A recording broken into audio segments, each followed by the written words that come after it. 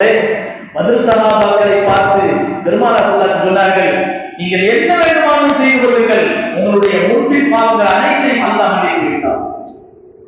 ஒரு கட்டத்திலே ஹாத்தம் என்ற ஒரு மனிதன் ஏதோ ஒரு சின்ன ஒரு மாற்றத்தை செய்கிறார்.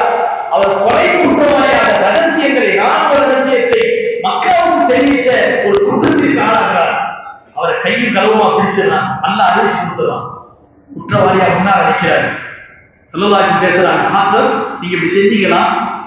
நபி அவர்கள் பேசிக் கொண்டிருக்கும் போதே உமர் ரலியல்லாஹு அன்ஹு அவர்கள் வீணா வேஷத்தோடு இருந்தார்கள், வாளை முழுகிய நிலையில் இருந்தார்கள்.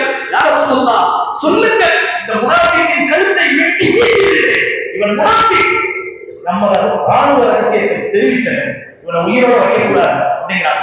அவர்கள் அடைந்த கோபத்தில் அர்த்தம் இருக்கிறது. வேறொரு மனிதனுக்கு தவறை செய்திருந்தால் நிச்சயம் ஒரு கொலை செய்யப்படக்கூடியவர் தான்.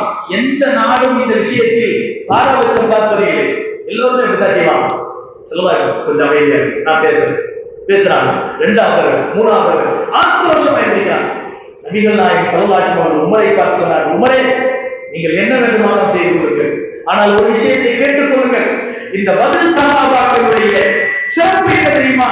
அல்லாஹ் சொல்றான், பத்ரீன்களே நீங்கள் என்ன வேண்டுமானாலும் செய்து கொள்ளுங்கள், உங்களை நான் மன்னித்து விட்டேன், உங்களுடைய பாவங்களை முன்பின் பாவங்கள் அனைத்தையும் மன்னித்து விட்டேன் என்று அல்லாஹ் சொல்றான்.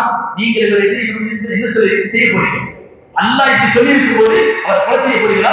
செஞ்சுக்கிறீங்க அப்படின்னா அப்படியே அமைதியா உட்கார்ந்தாங்க. என்ன செய்ய முடியும்? பத்ர் சஹாபாக்களுக்கு அப்படி ஒரு சிறப்பு இருந்தது. உமர் ரலியல்லாஹு அன்ஹு ஆட்சி காலத்தில் பத்ரீன்கள் தான் முன்னிலை வகிப்பார்கள். அவருடைய அரசவையில் அவர்கள்